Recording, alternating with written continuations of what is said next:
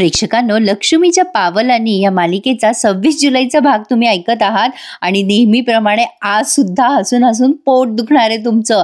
तर सुरुवातीला आपण बघतोय सानिकाचा कॉल आलाय कलाला. सानिका म्हणते गुड मॉर्निंग मॅडम. कला म्हणते हो सानिका गुड मॉर्निंग. सानिका म्हणते मॅडम मला सरांचा फोन आला होता. अद्वैत सर मला डिझाईन्स मागत होते पण तुम्ही काही डिझाईन्स दिले नव्हते मला, पण मी सरांना सांगून दिलं की तुम्ही मला डिझाईन्स दिलेत म्हणून. थोडेफार तुम्ही चेंजेस करणार आहात म्हणून तुम्ही होल्ड करायला सांगितलं असंही बोलले मी. मला माहिती आहे तुम्ही काल जरा डिस्टर्ब होता म्हणून मी तुम्हाला डिझाईनसाठी आग्रह नाही केला. आता ही कला म्हणते थँक्यू हं सानिका मला समजून घेतल्याबद्दल, आणि माझ्या वागण्यामुळे तुला कुठल्याही प्रकारचा त्रास होणार नाही याची मी काळजी घेईल. मी तुला थोड्या वेळातच डिझाईन्स पाठवतीये. चल मग ठेवते हा फोन. असं म्हणून तिने फोन ठेवलाय आणि मागे वळून बघते तर काय, अरे बापरे, हा भूतासारखा तिच्या मागेच उभा असतो अद्वैत. अद्वैत म्हणतो काय चाललंय तुझं. कला घाबरते आणि म्हणते ऐक ना चांदेकर, जरा शांत हो ना. हे बघ मला बोलायची संधी दे ना जराशी प्लीज. अरे जाणून तरी घे की हे सगळं करण्यामागे माझा उद्देश चुकीचा नव्हता रे. अद्वैत म्हणतो एक सेकंड, तुला एखादा शब्द बोलायला सांगितलं ना की तू अख्खा पॅरेग्राफ बोलते. मी बोलतोय ना, तू मध्ये मध्ये बोलू नकोस बरं. मला सतत म्हणत असते ना की मी मास दाखवतो म्हणून. आता ब्रेकफास्टच्या टेबलवर तू काय करत होतीस ग. बरं झालं आबा बोलले तुला. आता कला म्हणते त्यासाठी बोलत होतास का तू. आता तिचा जीव भांड्यात पडला. तिला असं वाटतं की याने डिझाईनची चोरी पकडली की काय. कला त्याला म्हणते बोलले तर बोलू दे आजोबा, मला ते मला ओरडले तर काही होत नाही. मग अद्वैत म्हणतो चेहरा कसा पडला होता तुझा. कला त्याला उत्तर देते पडलेला चेहरा पाहिलास ना तू, मग आता कशाला आलायस जाब विचारायला. अद्वैत म्हणतो अरे असं कसं नको येऊ जाब विचारायला. तू कशी प्रत्येक वेळेला सगळ्यांना अक्कल शिकवत असतेस, तू स्वतः तेच करतेस, हे तुला दाखवायला नको. आता कला म्हणते अच्छा अच्छा नाश्ता झालाय ना तुझा, मग बरोबर आहे. अद्वैत म्हणतो नाश्ता म्हणजे काय म्हणायचंय तुला. कला म्हणते हा पोट भरलंय ना तुझं, आता इथे उभं राहून माझ्याशी सतत भांडत राहशील तू, दिवसभर वाद घालू शकतोस तू माझ्याशी. आता चांदेकर मी ना आता हात जोडते तुझ्या पुढे. तुझी जेवढी भांडण्याची क्षमता आहे ना तेवढी आता माझ्यात नाहीये. तू जा ना तुझ्या ऑफिसला, माझ्यात नाहीये आता क्षमता तुझ्याशी भांडायची. आणि मला पण माझी खूप कामं आहेत. अद्वैत म्हणतो हा चाललो ना ऑफिसला, मग मला काय माझी कामं नाही आहेत का. आणि खरे तुझ्या कामाचं कौतुक नको सांगू मला पण भरपूर कामं आहे. कला म्हणते कळते ना तुला, जा ना मग. अद्वैत म्हणतो तू नको सांगूस मला, चाललोच आहे मी. आता हा शेवटी फायनली निघालाय ऑफिसला आवरून सावरून. कला आता तो गेल्यावर विचार करते बाप रे अवघड आहे देवा. अरे बाप, याच्यासोबत राहणं म्हणजे रोज युद्ध करण्यासारखं आहे. जाऊ दे आता मला त्या सानिकाला डिझाईन्स पाठवाव्या लागतील, नाहीतर तो तिलाही वेटीस धरेल आणि मला पण. अति आगाऊ कुठला. इकडे संगीताताई त्यांच्या नवऱ्याला म्हणतात अहो पोरीच्या अंगात ताप भरलाय हो. तिचे बाबा म्हणतात अरे बापरे असं कसं झालं. आता त्या सांगतात की अहो ते पिझ्झाची डिलिव्हरी द्यायला गेली ना तर ताप भरला हो अंगात, लई पावसात भिजली पहा. ते पिझ्झे वाचवायला गेली स्वतः ओली झाली. सध्या साथीचा ताप बी आहे ना, तोच ताप भरला असेल कदाचित तिला. आता ती कलाचे बाबा म्हणतात बरं तू एक काम कर, भांडारकरांना फोन कर त्या डॉक्टरांना आणि औषध, मी कामाला जाऊन येतो. आता त्या खरेबाई म्हणतात अहो एक काम करा, जाता जाता ना काजलच्या हॉटेलला जाऊन या, तिचे काय जे हिशोबाचे पैसे असतील ना ते जरा घेऊन या हिशोब करून. तिच्या मालकाला सांगा की ती आजारी पडलीये म्हणून सांगा हा. आता हे लगेच तिचे वडील त्या हॉटेलमध्ये गेले, पण तो सिक्युरिटी गार्ड त्यांच्या वेशावरनं त्यांना काही आत जाऊ देईना. तो सिक्युरिटी गार्ड एवढा उद्धट असतो, तो म्हणतो इथे काही फुकट खायला नाही मिळत आहे, चला चला बाहेर जावा, इथे काही नोकरी पण नाहीये. ते म्हणत असतात अरे बाबा मला एकदा मालकाला भेटू दे, माझी पोरगी इथं काम करते, मला भेटायचंय त्यांना, बोलू दे ना जरा. आता ते हॉटेल मालक म्हणतात कोण आहे रे, पाठव त्यांना इकडे. काजलचे बाबा आता त्या मालकाला भेटतात आणि त्यांना रिक्वेस्ट करतात अहो साहेब माझी पोरगी इथे काम करते बघा, अशी बारकीशी आहे, अशी टोपी घालते बघा, धाकली पोरगी माझी. काजल खरे नाव आहे तिचं. तो हॉटेल मालक म्हणतो हा बोला बोला समजलं मला, कुठे आहे ती. आता तिचे बाबा म्हणतात अहो ती कामावर नाही येऊ शकणार हो आज, तेच सांगायला आलो होतो मी. तो मालक म्हणतो असं कसं चालेल, स्पेशल ऑफर चालू आहे आज, संध्याकाळी तुफान गर्दी होणार आणि अशा वेळेला ती कशी काय दांडी मारू शकते. तिचे बाबा म्हणतात अहो तिला ताप आलाय हो, ती आजच्या दिवस कामावर नाही येणार, उद्या येईल ती वेळेवर. पण आणखीन एक बोलायचं होतं, आमच्या काजलनं काही दिवसाचं काम केलंय ना त्याचे थोडे पैसे मिळतील का आम्हाला. पण तो मालक चक्क नाही असं म्हणतो. कलाचे बाबा म्हणतात नाही अहो असं कसं. ते मालक म्हणतात असं कसं काय मला विचारू शकता तुम्ही, आज किती ऑर्डर आलेल्या आहेत तिच्या नावाने बघितलं का तुम्ही, या पेंडिंग ऑर्डरचं मी काय करू. आणि वरतून तुम्ही मलाच विचारताय की तिने जे काम केलंय त्याचे पैसे मिळतील का म्हणून. आमच्याकडे प्रत्येक एम्प्लॉईला आठवड्याचा टार्गेट असतो, 100 डिलिव्हरी झाल्या ना की 200 ऑर्डर्स हे सगळ्या पूर्ण कराव्या लागतात. नाहीतर हा टार्गेट पुढच्या आठवड्यात जातो. आता ह्या काजलचे बाबा म्हणतात तुमचं खरं आहे हो, पण पैशाची फार अडचण होती बघा. माझी पोरगी करेल ना बरं वाटल्यावर काम, दांडी नाही मारणार हो, काम चुकार नाहीये ती. अहो मालक तेवढं बघा ना. पण हा मालक खूपच उद्धट आहे. तो म्हणतो तुमच्या मुलीसाठी मी माझे नियम नाही मोडू शकत, माझ्यासाठी सगळे एम्प्लॉईज सारखेच आहे. शेवटी आता त्या काजलचे बाबा म्हणतात बरं ठीक आहे येतो मालक, असं म्हणून ते निराश होऊन तिथून निघालेत. बिचारे काजलचे बाबा. पैशासाठी लोकांना काय काय सफर करावं लागतं ना. किती किती अवघड परिस्थिती आहे समाजामध्ये.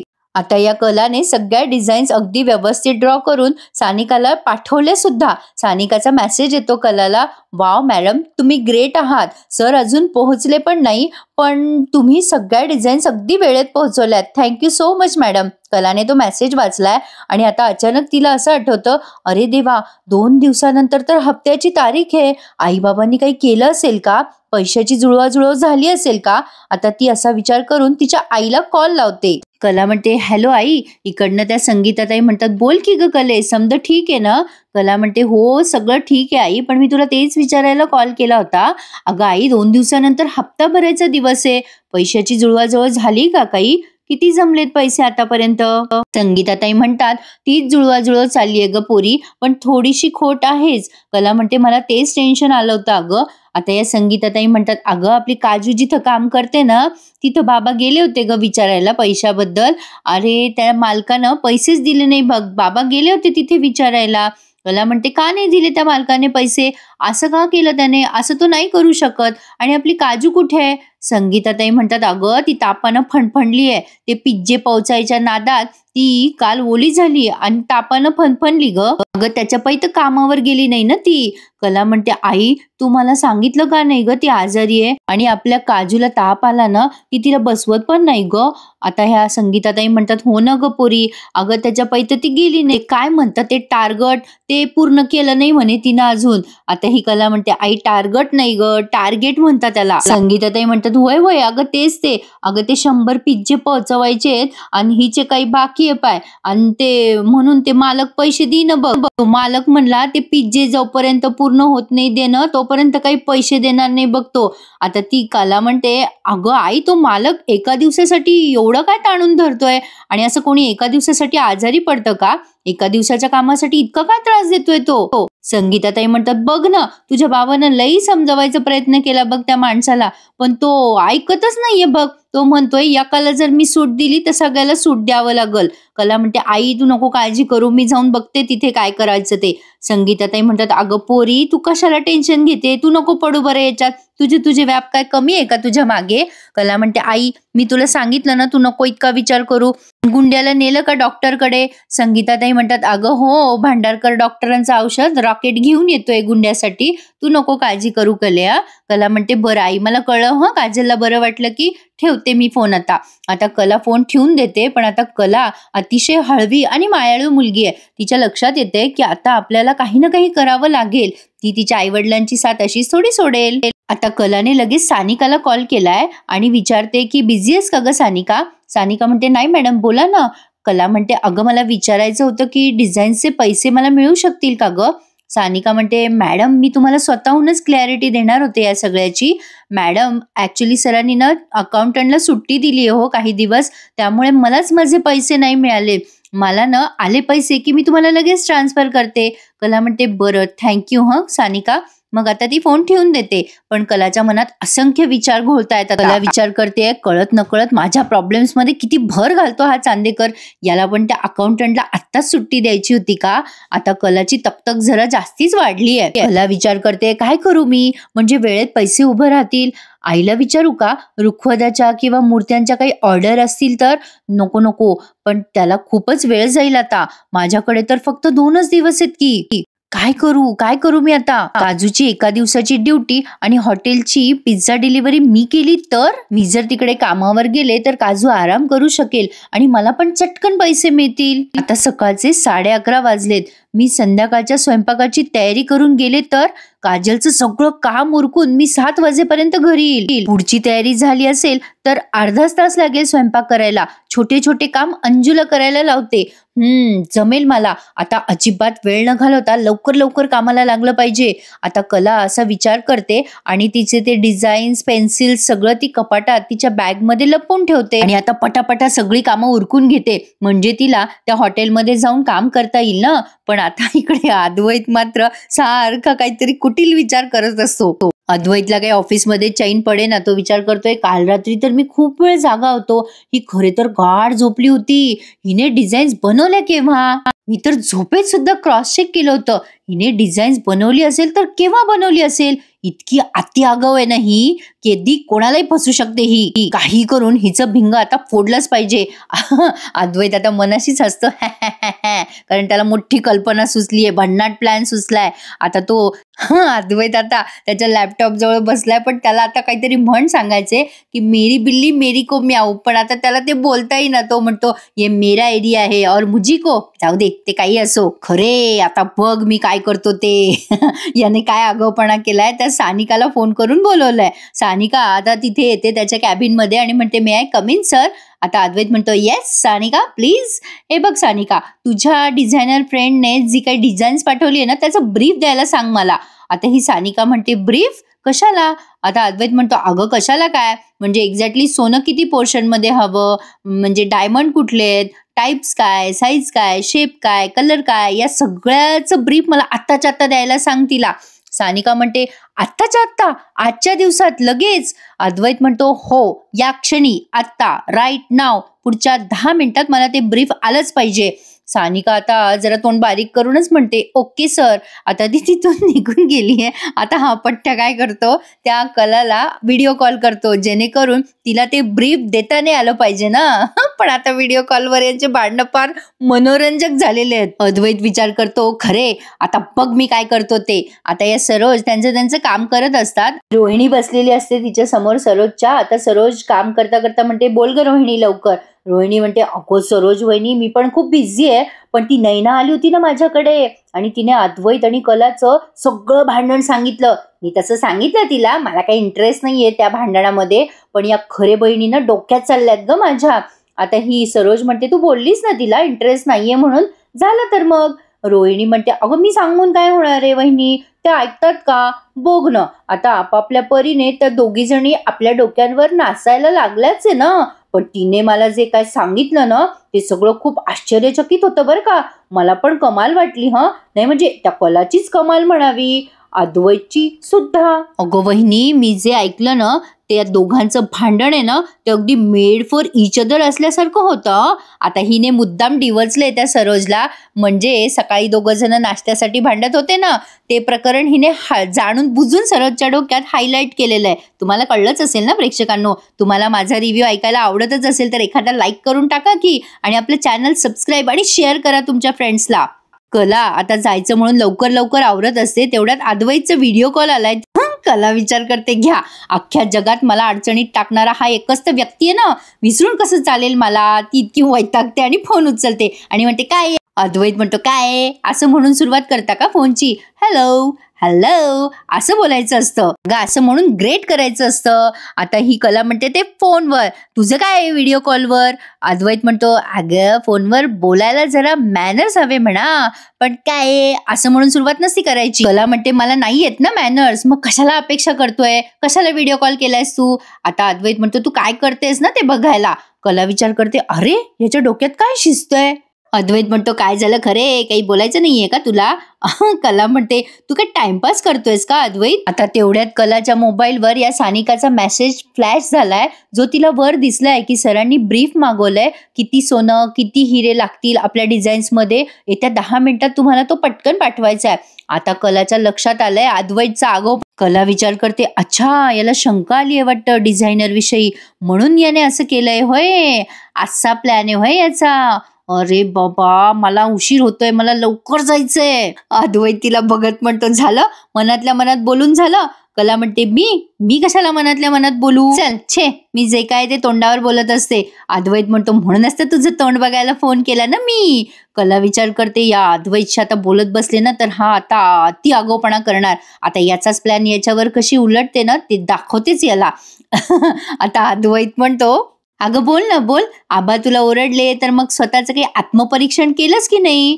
मग कला म्हणते अरे कसं काय ओळखलंस, मी आत्मपरीक्षणच करत होते पण तू फोन केला आणि माझी लिंक तुटली ना. झालं अरे. अद्वैत तिला म्हणतो अशी तर बोललीस की काम करते म्हणून. आता कला त्याला म्हणते हो रे बाबा, काम तर करावं लागेल ना, कोणी आळशी म्हणो का काम चुकार म्हणो. अद्वैत म्हणतो तू काय मला टोमणे मारतेस का. कला म्हणते अरे टोमणा कशाला मारू, मी तर तुझ्याशी गप्पा मारतीये बघ, एका वेळेला मी किती कामं करतीये, तुझ्याशी गप्पा मारतीये, आत्मपरीक्षण करतीये चादर नीट करता करता. बघितलं का, इथे मी या बेडची चादर नीट करतीये ना, तिथे एक माणूस झोपतो, त्या चादरीवर जर एखादी सुरकुती असली ना तर त्याच्या चेहऱ्यावर 1000 सुरकुत्या येतात. त्यामुळे मला ना काम जरा व्यवस्थितच करावं लागतं रे.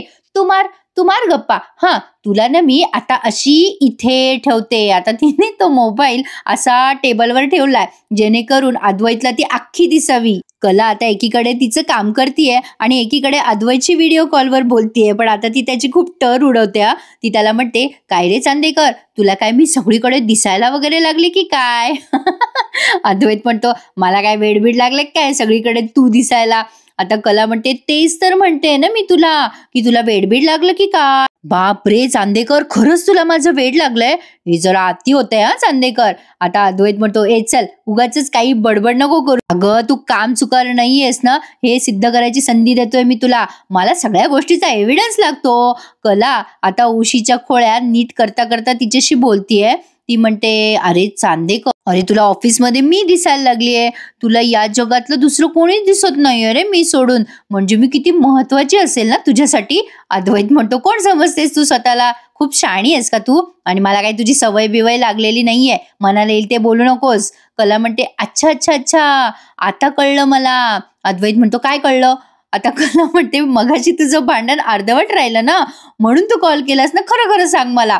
अद्वैत म्हणतो काही काय बोलतेस. कला म्हणते अरे बाबा ऑफिसला गेल्याशिवाय तुला कामाशिवाय दुसरा काही विचार सुचत नाही, पण आज ऑफिसला गेल्यावर तू माझा विचार करतोयस. तू एक काम का करत नाहीयेस चांदेकर, या घरात किचनमध्ये बेडरूममध्ये सगळीकडे CCTV लावून टाक ना, म्हणजे तुला व्हिडिओ कॉल करायची गरजच पडणार नाही. तुझ्या लॅपटॉपवर क्लिक केलं तू ऑफिसमध्ये बसून की ही खरे तुझ्या डोळ्यासमोर हजर राहील. अद्वैत म्हणतो छान जोक मारलास हं, खरे हसलो मी. आता काम कर ना तुझं. कला काम करता करताच त्याच्याशी बोलते मी कामच करतीये, उगच तू टाइमपास करतोयस माझा. आता ती तो फोन हातात घेते आणि म्हणते चल अद्वैत आता माझ्यासोबत. आता हा अद्वैत म्हणतो कुठे चाललीयस फोन घेऊन. आता कला म्हणते अरे स्वयंपाकघरात जायला नको का, अरे किती कामं पडलेत स्वयंपाकघरात, चल आज तुला शिकवतेस मी स्वयंपाक कसा करायचा ते. अद्वैत म्हणतो मला काय शिकवतेस. आता तो तिच्याशी बोलता बोलता सानिकाला फोन करून बोलावून घेतो. सानिका आल्यावर तिला विचारतो तो काय ग काय झालं तुझ्या डिझायनर मैत्रिणीचं, ब्रीफ आलं का. सानिका म्हणते सर ती काम करतेच आहे. आता ही कला म्हणते मला काय म्हणलास का अद्वैत म्हणतो नाही तुला नाही काही म्हटलो मी, सानिकाशी बोलतोय. आणि आता फोन ठेवून विचार करतोय आता बघूच कसं ब्रीफ देते ते. पण आता प्रेक्षकांनो त्यांनी इथे हा भाग आज पूर्ण केलाय, अगदी डिटेल आणि सविस्तर मी तुम्हाला सांगितलंय. आजच्या आपल्या या भागाला लाईक करायला अजिबात विसरू नका आणि चॅनल सबस्क्राईब करा आणि तुमच्या मित्रमंडळींना नक्की शेअर करा. पण आता खरी मजा पुढे येणार आहे बघायला. आता ह्या कलाने विचार केलाय की काजलच्या जागी काम करावं म्हणजे काही पैसे सुटतील आई वडिलांसाठी, म्हणून ती काजलच्या जागी हॉटेलमध्ये काम करायला गेली आहे. आणि हा पठ्ठ्या कसं काय पोहोचला तिथे त्याचं त्यालाच माहिती. आणि आता तो ऑर्डर देतो, पण आता कला चेहऱ्याला मास्क घातलेला असतो तिच्या, त्यामुळे त्याला डोळ्यामुळे कळतं की ही खरेच आहे. तो तिचा पाठलाग करायचा प्रयत्न करतो पण कला तिथून निसटण्यात यशस्वी होते. आता याला असं वाटतं घरी जाऊन हिला रेड हँडेड पकडावं, पण आता घरी पण गेल्यावर याला तिथे दिसते ती. आता तो विचार करतो खरंच मला खरेच वेडबीड लागलं की काय. प्रेक्षकांनो आता बघायला मज्जा येणार आहे, अद्वैत कलाला पकडतो की नाही का कला पुन्हा एकदा त्याला वरचढ ठरते. मजा येणार आहे बघायला. त्यासाठी आत्ताच चॅनल सबस्क्राईब करा आणि व्हिडिओ कसा वाटला मला कमेंट करून नक्की कळवा. धन्यवाद.